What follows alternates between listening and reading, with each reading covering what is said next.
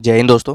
तो आज हम फिर से एक शिक्षक भर्ती के बारे में डिस्कस करने वाले हैं जो कि लोक सेवा आयोग यानी पब्लिक सर्विस कमीशन की तरफ से आ रही है और परमानेंट बेसिस पे यहाँ पे टीचर्स की रिक्रूटमेंट निकाली गई है। और इसमें टोटल पोस्ट आपकी 347 होने वाली है और इसमें सीटेट और टेट की कोई ज़रूरत नहीं है। 6 मार्च आवेदन की अंतिम तिथि होने वाली है, तो उससे पहले आप ज़रूर अप्लाई कर दें। उम्र सीमा 40 वर्ष रखी गई है, अधिकतम उम्र सीमा, उसमें भी छूट वगैरह भी मिली है। ठीक है, तो कंप्लीट डिटेल्स इस वीडियो में देखेंगे। कौन सी वैकेंसीज़ है, किन किन सब्जेक्ट में कितनी वैकेंसीज़ है, कहाँ से ये वैकेंसी आ रही है और सभी राज्यों से आप आवेदन इसमें कर सकते हैं। ठीक है, तो कंप्लीट डिटेल्स इस वीडियो में देख लेते हैं। तो देखिए, ये रहा वो नोटिफिकेशन जो कि राजस्थान लोक सेवा आयोग अजमेर से आ रही है और यहाँ पर शिक्षक भर्ती के लिए विस्तृत विज्ञापन है ये, जिसमें आपको कंप्लीट डिटेल्स देखने को मिलेगी। और पोस्ट की बात करें तो वरिष्ठ अध्यापक यानी सीनियर टीचर के लिए वैकेंसी निकाली गई है। तो आरपीएससी की तरफ से सीनियर टीचर के लिए जो एडवर्टीजमेंट निकाली गई है वो है ये। और इसमें कुल पदों की संख्या की बात करें तो 347 पदों पर आपकी ये वैकेंसी एडवर्टाइज हुई है।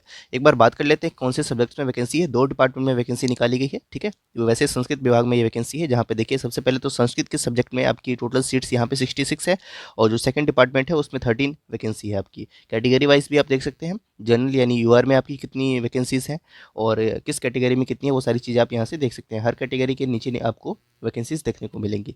इसके बाद हिंदी में वैकेंसी है। ठीक है, उसके बाद हिंदी में आप देखें तो 34 और 5 इस तरीके से वैकेंसी है।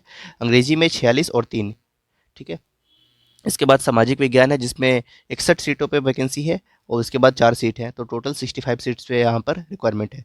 गणित में देखिए, मैथ्स में 61 और 7 इस तरीके से वैकेंसी है। इसके बाद विज्ञान यानी साइंस में 47 वैकेंसी है। तो कुल मिलाकर 347 पदों पे आपकी ये वैकेंसी निकाली गई है। ठीक है, इसके बाद नीचे आते हैं और भी जो इंपॉर्टेंट बातें हैं उसे भी देख लेते हैं। ये पूरी पीडीएफ आपको टेलीग्राम पे मिल जाएगी, उसे आप आराम से रीड कर सकते हैं। ठीक है, अनिवार्य शैक्षणिक योग्यताएं की बात कर लेते हैं कि एजुकेशनल क्वालिफिकेशन क्या चाहिए। ठीक है, तो एजुकेशनल क्वालिफिकेशन में सबसे पहले देखिए संस्कृत विषय के लिए एजुकेशनल क्वालिफिकेशन आपको यहाँ पर मेंशन की हुई है।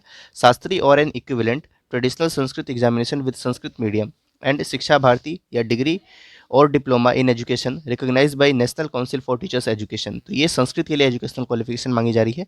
हिंदी, इंग्लिश और मैथमेटिक्स के लिए आपसे ग्रेजुएशन मांगा जा रहा है और its equivalent examination with the concern subject यानी मैथमेटिक्स, हिंदी, इंग्लिश, इन तीनों में यानी कंसर्न सब्जेक्ट में आपके पास ग्रेजुएशन हो और डिग्री ऑफ या फिर डिप्लोमा इन एजुकेशन। ठीक है, तो आप इसके लिए अप्लाई कर पाएंगे। तो ध्यान दें यहाँ पर या तो आपके पास डिग्री हो यानी बीएड हो आपके पास, या नहीं तो डिप्लोमा भी है आपके पास इन एजुकेशन, तो आप इसके लिए अप्लाई कर पाएंगे। ठीक है, इसके बाद बात करते हैं विज्ञान विषय के लिए। तो आप ग्रेजुएट और equivalent examination with at least 2 of the following subjects as the optional subject. ठीक है, तो एटलीस्ट इनमें से जो सब्जेक्ट्स आपको नीचे मेंशन किए हुए हैं इनमें से 2 सब्जेक्ट एटलीस्ट आपके ऑप्शनल सब्जेक्ट में होने जरूरी है, जिसमें है physics, chemistry, geology, botany, microbiology, biotechnology and biochemistry and degree और डिप्लोमा इन एजुकेशन यानी बीएड और डीएलएड दोनों ही अप्लाई इसके लिए कर सकते हैं। ठीक है, तो काफ़ी अच्छा है ये और आप सभी के लिए फेवरेबल है एजुकेशनल क्वालिफिकेशन। इसके बाद सोशल साइंस टीचर के लिए एजुकेशनल क्वालिफिकेशन की बात कर लेते हैं। तो यहाँ भी ग्रेजुएशन मांगा जा रहा है और सब्जेक्ट कॉम्बिनेशन भी आपको मेंशन किया हुआ है कि एटलीस्ट इनमें से गिवन सब्जेक्ट्स में से 2 सब्जेक्ट आपके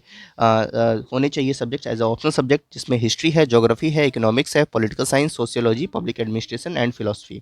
और इसके बाद डिग्री और डिप्लोमा आपके पास कोई एक एजुकेशन में होना चाहिए यानी बीएड या डीएलएड, तो आप इसके लिए अप्लाई कर पाएंगे। ठीक है, तो शैक्षणिक एजुकेशनल क्वालिफिकेशन यानी शैक्षणिक योग्यताओं के बारे में हमने देख लिया कंप्लीट जानकारी। अब बात कर लेते हैं वेतन या पे मैट्रिक्स की। ठीक है, तो वेतन आपका 4200 ग्रेड पे होने वाला है, जो कि स्टेट के पे मैट्रिक्स में देखें तो लेवल 11 का आपका होगा और ग्रेड पे 4200 का होने वाला है। ठीक है, और जब तक आप प्रोबेशन पीरियड में होंगे तब तक आपको फिक्स सैलरी प्रोवाइड किया जाएगा, उसके बाद आपको पे स्केल की सैलरी आपको प्रॉपर मिलने लग जाएगी। ठीक है, तो सैलरी यहाँ पर 55 से 60 हज़ार रुपये के आसपास आपकी पर मंथ आएगी।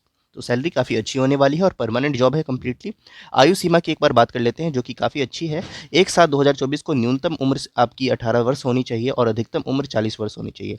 हालांकि पद क्रमांक 1 से 6 तक के जो आपने पोस्ट देखे हैं, 1, 2, 3, 4, 5, 6, ये जितने भी पोस्ट हैं ऊपर आपको विज्ञान तक के, इन सभी पोस्ट के लिए आपको 1 साल की extra education age relaxation provide किया गया है यहाँ पर, चाहे आप किसी भी कैटेगरी से बिलोंग करते हो। यहाँ पे आप इस पैराग्राफ को रीड करेंगे तो आप समझ पाएंगे कि 1 वर्ष की अतिरिक्त सीमा में उम्र सीमा में आपको छूट दी गई है। ठीक है, उसके बाद जो state government age relaxation provide करती है कैटेगरी वाइज, वो तो प्रोवाइड किया ही जाएगा। जैसे कि male candidates belonging to SC ST backward class और more backward class and economic weaker sections of Rajasthan it only, Rajasthan state के जो कैंडिडेट्स हैं जो इन कैटेगरीज में बिलोंग करते हैं उनको 5 वर्षों की अधिकतम उम्र सीमा में छूट दी जाएगी।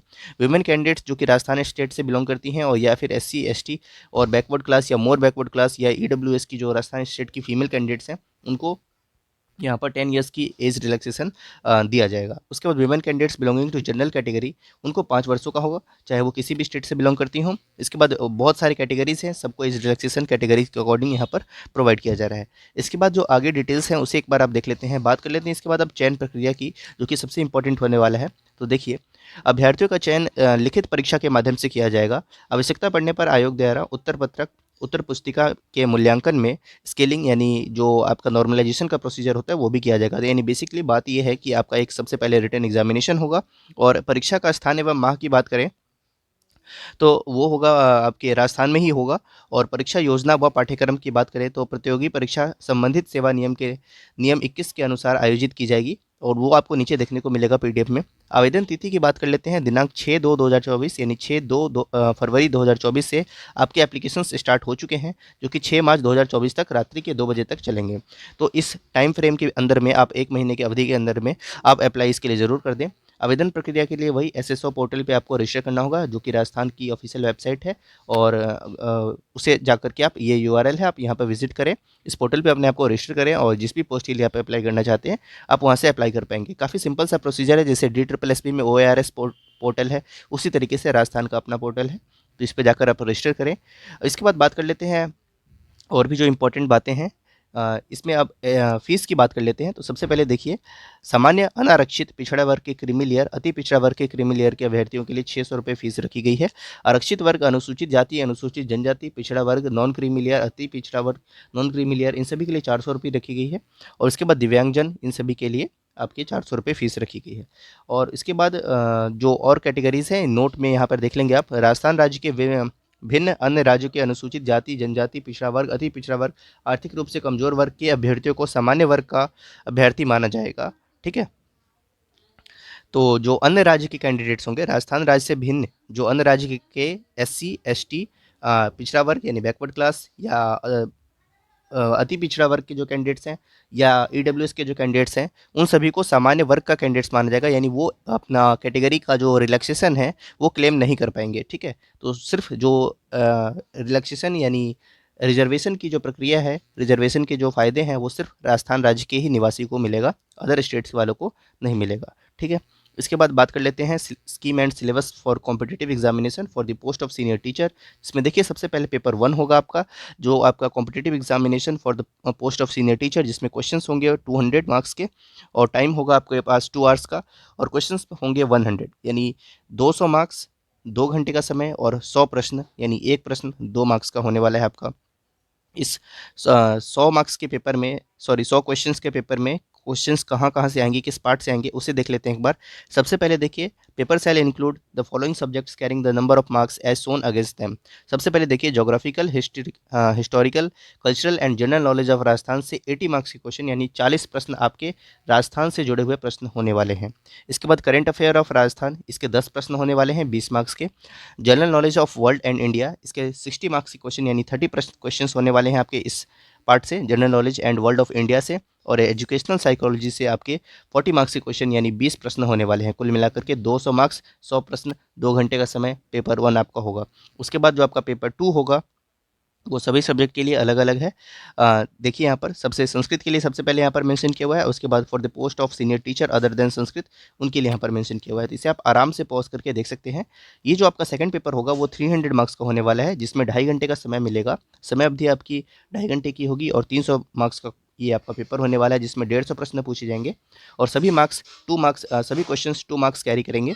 और पेपर में किस तरह के प्रश्न आने वाले हैं, तो सबसे पहले देखिए, knowledge of secondary and senior secondary standard about relevant subject matter. जिस भी सब्जेक्ट के में आपने अप्लाई किया है उसके आपके 90 प्रश्न पूछे जाएंगे। ठीक है, तो अगर आप गणित से अप्लाई कर रहे हैं तो मैथ्स के क्वेश्चन 90 होने वाले हैं। इस 150 प्रश्न में 90 प्रश्न आपके मैथ्स से क्वेश्चन आने वाले हैं। उसके बाद knowledge of graduate standard about relevant subject matter, तो ये तो आपका होगा सेकेंडरी और सीनियर सेकेंड यानी 10th-12th लेवल तक के जो आपके क्वेश्चंस होंगे वो आपके 90 क्वेश्चंस होंगे। उसके बाद आपके 40 प्रश्न होंगे जो कि आपके ग्रेजुएशन स्टैंडर्ड के होंगे कंसर्न सब्जेक्ट में। और जो थर्ड पार्ट होगा आपका वो टीचिंग मेथड से होगा ऑफ रेलिवेंट सब्जेक्ट, जो कि आपके 20 प्रश्न पूछे जाएंगे इसमें, और यहाँ पर 40 मार्क्स का वो वेटेज रखेगा। टोटल मार्क्स 300 है, 150 मार्क्स का ये क्वेश्चन होने वाला है। ठीक है। The detailed syllabus and scope of paper of the for the examination will be as prescribed by the commission from time to time, जो कि आपको ऑफिशियल वेबसाइट पे देखने को मिलेगी। तो इस तरीके से ये सारी जानकारी थी जो कि राजस्थान स्टेट से सीनियर टीचर के पोस्ट पे वैकेंसी निकाली गई है। राजस्थान लोक सेवा आयोग की तरफ से ये वैकेंसी निकाली गई है। बाकी जो जानकारी है आप उसे आराम से पीडीएफ के माध्यम से रीड कर सकते हैं। तो बाकी सारी जानकारी आपको यहाँ पर देखने को मिलेगी। तो ये पूरी पीडीएफ खत्म हो गई है। तो इसी प्रकार से ये जानकारी थी। Thank you.